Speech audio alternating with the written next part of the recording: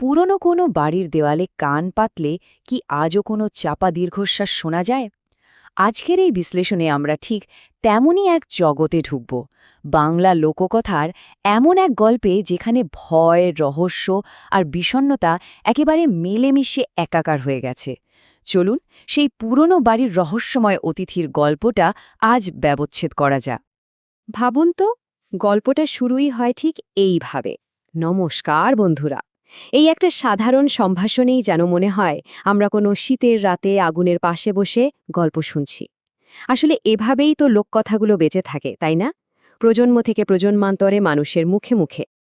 আর এখানেই কিন্তু গল্পের আসল দ্বন্দ্বটা তৈরি হয়। একদিকে আছে যুক্তি, বিজ্ঞান দিয়ে সবকিছু বিচার করার একটা আধুনিক মন, আর অন্যদিকে আছে বিশ্বাস আর বহু পুরনো এক কিংবদন্তি।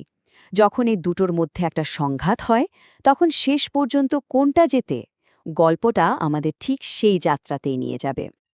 তো আমাদের গল্পের একেবারে কেন্দ্রে আছে অমিত, শহরের এক শিক্ষিত যুবক যে তার গ্রামের পুরনো বাড়িতে ছুটি কাটাতে ফিরে এসেছে। কিন্তু এই বাড়িটা আর ৫টা সাধারণ বাড়ির মতো নয়।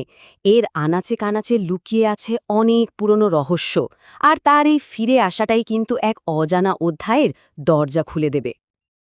দেখুন, একদিকে অমিত, যে কলকাতা থাকে, যার বিশ্বাস যুক্তিতে আর বিজ্ঞানে, আর অন্যদিকে কালীপুর গ্রামের সেই পুরনো জমিদার বাড়ি, যা কিনা ভূতুড়ে বলে পরিচিত, যেখানে লোকে বলে কিছু একটা আছে। এই দুই বিপরীত মেরুর সংঘাতটাই কিন্তু এই গল্পের মূল চালিকা শক্তি। একবার বাড়িটার কথা ভাবুন তো, পুরনো দিনের সেই জমিদার বাড়ি, বড় বড় থাম, লম্বা টানা বারান্দা, আর ঠিক তার পেছনেই টলটল করছে বিশাল এক পুকুর। সবকিছু মিলে একটা অদ্ভুত রহস্যময় পরিবেশ, যা যেন আগে থেকেই একটা বিপদের আভাস দেয়। আর এবার আমরা গল্পের সেই জায়গাটায় পৌঁছলাম যেখান থেকে সব হিসেব ওলটপালট হয়ে যাবে। একটা অপ্রত্যাশিত ঘটনা অমিতের যুক্তির দুনিয়াকে একেবারে নাড়িয়ে দেবে, আর আমাদেরকেও টেনে নিয়ে যাবে এক অতি প্রাকৃত অভিজ্ঞতার মধ্যে। ভাবন তো একবার, মাঝরাত, ঘুটঘুটে অন্ধকার একটা ঘর, চারদিক একেবারে নিস্তব্ধ, আর তার মধ্যেই হঠাৎই ভেসে এলো এক মিষ্টি মহিলার গলার স্বর। চা খাবেন দাদাবাবু? অমিত তো চমকে উঠল। কে? এই গভীর রাতে কে তাকে চাষাচ্ছে? এই একটা প্রশ্নই তার সমস্ত যুক্তির দেয়াল ভেঙে ফেলার জন্য যথেষ্ট ছিল। স্বাভাবিকভাবেই অমিতের যুক্তিবাদী মন এটা মানতে চায়নি। সে নিজেকে বোঝালো যে এটা নিছকই একটা স্বপ্ন ছিল, কিংবা হয়তো সারাদিনের ক্লান্তি থেকে মনের ভুল। তার বিজ্ঞানমনস্ক মন তখন এই অদ্ভুত ঘটনার একটা যুক্তিসঙ্গত ব্যাখ্যা খুঁজছিল। কিন্তু না, সেই গলার স্বরটা আবার ফিরে এলো। এবার আরও স্পষ্ট, আরও জোরালো। এবার আর এটাকে স্বপ্ন বলে উড়িয়ে দেওয়ার কোনো উপায়ই রইল না। এই কথাটার মধ্যে একটা অদ্ভুত মায়া ছিল, যা ভয়টাকে যেন আরও জমাট বাঁধিয়ে তুলছিল। আর ঠিক তখনই অমিতের সমস্ত অবিশ্বাস, সমস্ত সংশয় এক মুহূর্তে ধুলোয় মিশে গেল। ঘরের ভেতর তো কেউ নেই, অথচ টেবিলের ওপর রাখা ধোঁয়া ওঠা এক কাপ গরম চা। এই অসম্ভব বাস্তবই ছিল সেই অলৌকিক উপস্থিতির প্রথম অকাট্য প্রমাণ। এই ভয়ঙ্কর অভিজ্ঞতার পর অমিত আর স্থির থাকতে পারল না।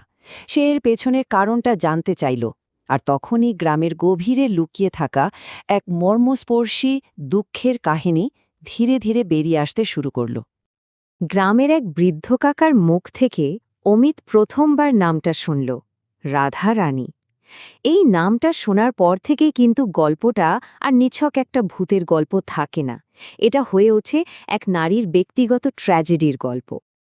রাধারানীর জীবনের গল্পটা ছিল ভীষণ কষ্টের। জমিদার বাড়িতে কাজ করতে এসে সে জমিদারের ছেলেকে ভালোবেসে ফেলে। ছেলেটিও তাকে বিয়ের প্রতিশ্রুতি দেয়, কিন্তু তারপর সে শহরে চলে যায় আর কোনোদিন ফিরে আসে না। এই বিশ্বাসঘাতকতা সহ্য করতে না পেরে রাধারানী বাড়ির পেছনের পুকুরে ডুবে আত্মহত্যা করে।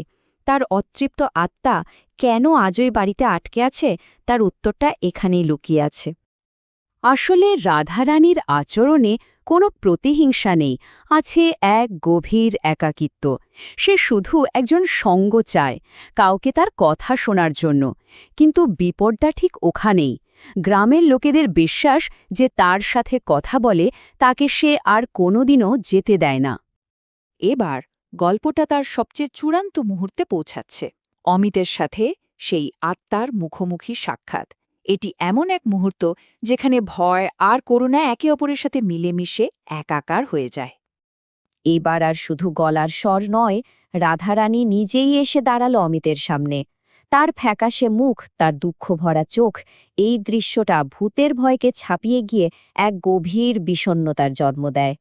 এই একটা কথাই কিন্তু পুরো গল্পের সারমর্ম। এটা কোনো ভয় দেখানোর সংলাপ নয়, এটা হলো একাকিত্বে ডুবে থাকা একটা আত্মার আরতি। এখানে ভয় নয়, করুণাই প্রধান অনুভূতি হয়ে ওঠে। এই কথাগুলো এই গল্পটিকে একটা অন্য মাত্রা দিয়েছে। তো এই ভয়ঙ্কর সাক্ষাতের পর কি হল? অমিতের জীবন কোন দিকে মোড় নিল, আর এই কিংবদন্তিটারই বা কি হল? চলুন গল্পের শেষটা আবার জেনে নেওয়া যাক। এর পরের ঘটনাগুলো খুব দ্রুত ঘটে। পরের দিন সকালে গ্রামবাসীরা অমিতকে তার ঘরে অজ্ঞান অবস্থায় খুঁজে পায়, আর তার পাশে পড়ে থাকে সেই ঠান্ডা হয়ে যাওয়া চায়ের কাপটা, যেন লোককথাটার এক জীবন্ত প্রমাণ। অমিত সেই যে কালীপুর ছাড়ল, ভয়ে আর কোনোদিনও সেখানে ফিরে আসেনি। অমিত চলে গেলেও গল্পটা কিন্তু শেষ হয়নি।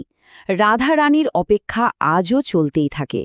লোকে বলে তার কণ্ঠস্বর নাকি আজও সেই পুরনো বাড়ির বাতাসে রাতের বেলায় ভেসে বেড়ায়, আর এভাবেই এই কিংবদন্তিটা অমর হয়ে রয়েছে। সবশেষে এই প্রশ্নটাই আমাদের ভাবতে বাধ্য করে, রাধারানীর গল্পটা কি শুধুই একটা ভৌতিক কাহিনী, নাকি এটা আসলে বিশ্বাসঘাতকতা আর একাকিত্বের সেই গভীর ক্ষতর কথা বলে, যা মৃত্যুর পরেও একটা আত্মাকে তাড়া করে ফেরে? উত্তরটা হয়তো যার যার কল্পনার উপরেই ছেড়ে দেওয়া ভালো।